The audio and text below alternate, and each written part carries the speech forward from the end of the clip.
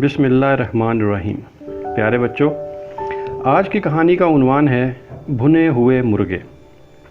अगर ये कहानी आपको पसंद आए तो लाइक ज़रूर कीजिएगा, और अगर आप इस चैनल किस्सा कहानी पर नए हैं तो सब्सक्राइब का बटन दबाने के साथ साथ घंटी के निशान पर भी क्लिक कर दें, ताकि हर नई आने वाली कहानी आप तक सबसे पहले पहुंच सके।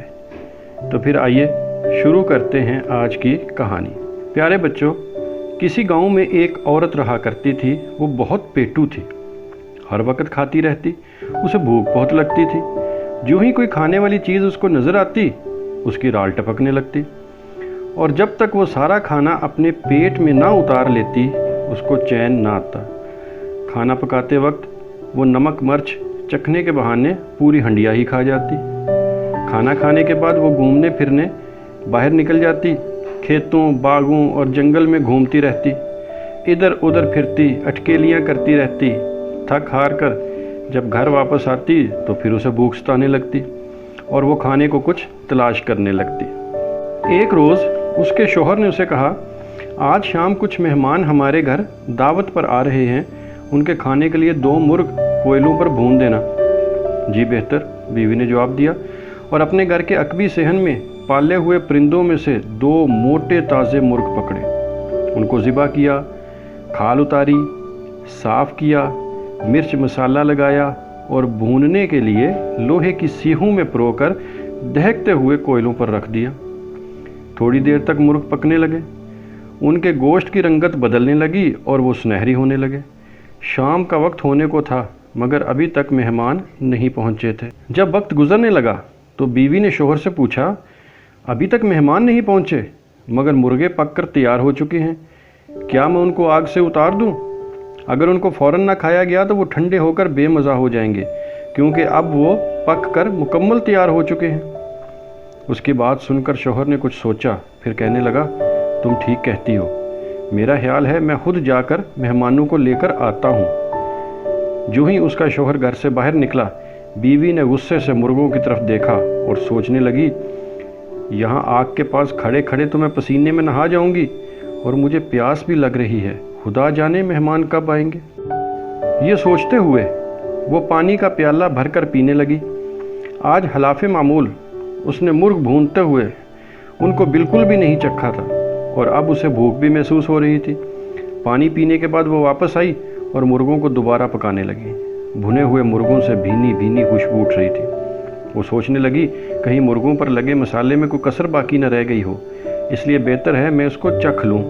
ये सोचकर उसने उंगली लगाकर मसाला चखा और बोली, अरे वाह, ये तो बहुत मज़े के हैं। अगर इनको गरम गरम ना खाया जाए तो ये इनके साथ बेइंसाफ़ी होगी। वो खिड़की तक गई और बाहर देखने लगी कि उसका शौहर अपने मेहमानों के साथ आ रहा है या नहीं, मगर उसे कोई नज़र ना आया। वो फिर लौटकर मुर्गों के पास आ गई।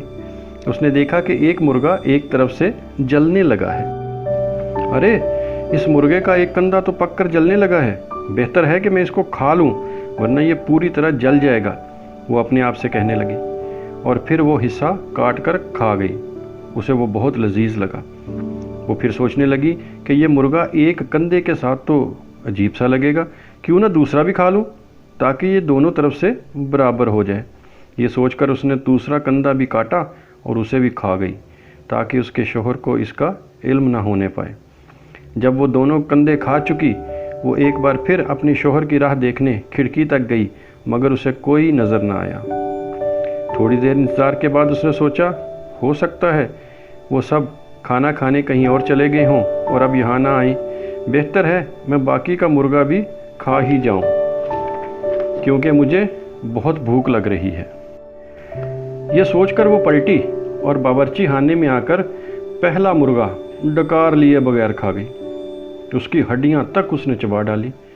उसका शौहर अभी तक वापस नहीं आया था। थोड़ी देर बाद उसकी ललचाती नज़रें दूसरे मुर्गे पर भी जम गई। वो अपने पेट पर हाथ फेरते हुए बोली, जहाँ एक गया है वहाँ दूसरा भी जाए, वरना ये एक दूसरे से उदास हो जाएंगे, दोनों को इकट्ठा रहना चाहिए। ये सोचकर उसने दूसरे मुर्गे पर भी अपने दांत गाड़ दिए और उसे भी पहले मुर्गे की तरह पूरे का पूरा अपने मैदे में उतार लिया। जो ही उसने आखिरी लुकमा हलक से नीचे उतारा, उसका शौहर वापस आ गया। वो शोर मचाते हुए घर में दाखिल हुआ। बेगम जल्दी करो, खाना लगा दो, मेहमान मेरे पीछे पीछे आ रहे हैं। जी बेहतर, खाना बिल्कुल तैयार है, बीवी ने जवाब दिया। कहने को तो उसने कह दिया, मगर परेशान भी हो गई, क्योंकि दोनों मुर्गे तो वो पूरी तरह डकार चुकी थी।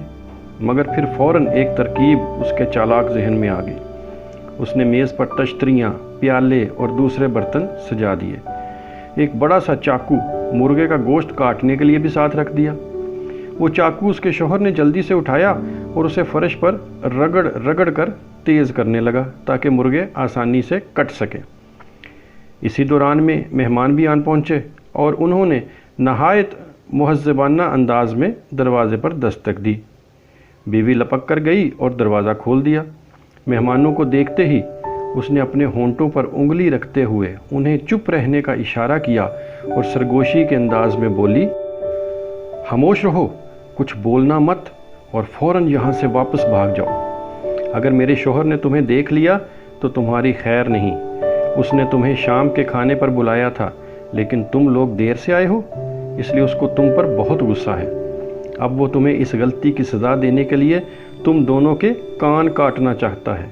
देखो तो वो कितना बड़ा सा चाकू तेज़ कर रहा है। मेहमानों ने अंदर झांक कर देखा तो उस औरत का शौहर वाकई फर्श पर रगड़ रगड़ कर बड़ा सा चाकू तेज़ कर रहा था। दोनों मेहमान घबरा कर मुड़े और सर पर पाँव रख कर वहाँ से भागे। पेटू औरत फौरन अपने शौहर को पुकार कर कहने लगी, अरे ये तुमने किस किस्म के मेहमान मदऊ किए थे? क्यों, इस बात से तुम्हारा क्या मतलब है? और ये दरवाजे पर दस्तक किसने दी थी? क्या मेहमान आ गए? शौहर ने चाकू ज़मीन पर रगड़ते हुए पूछा। ना सिर्फ आ गए, बल्कि उन दोनों ने दोनों मुर्गे प्लेट से उठा लिए हैं और वो लेकर भाग गए हैं, भूखे चोर उचक्के। बीवी की ये बात सुनते ही शौहर घबरा गया। वो खुद भी भूख से बेताब था। चाकू लहराते हुए बोला, अरे इतने नदीदे मेहमान, कम से कम एक तो मेरे खाने के लिए छोड़ जाते। ये कहते हुए वो मेहमानों को पुकारता उनके पीछे बाहर लपका, मगर मेहमानों ने उसकी बात सुनी अनसुनी कर दी और बागटुट वहाँ से भागे, क्योंकि जब वो उनके पीछे भागा तो चाकू अभी तक उसके हाथ में था, जिसे वो लहराता हुआ उनको रुकने का इशारा करते हुए उनके पीछे भाग रहा था और ज़ोर ज़ोर से चिल्ला रहा था, अरे कम से कम एक तो दे जाओ, अरे एक तो दे जाओ। वो मुर्गे के लिए चिल्ला रहा था, मगर मेहमान समझे वो उनसे उनका एक एक कान मांग रहा है, इसलिए वो यूं भागे जैसे उनके पीछे आग लगी हो। वो अपने दोनों कान बचाने के लिए भाग रहे थे और शौहर अपना मुर्गा बचाने के लिए। उधर घर में उसकी बीवी मुस्कुराते हुए अपने पेट पर हाथ फेरते हुए सोच रही थी कि मुर्गे वाकई बहुत लजीज थे।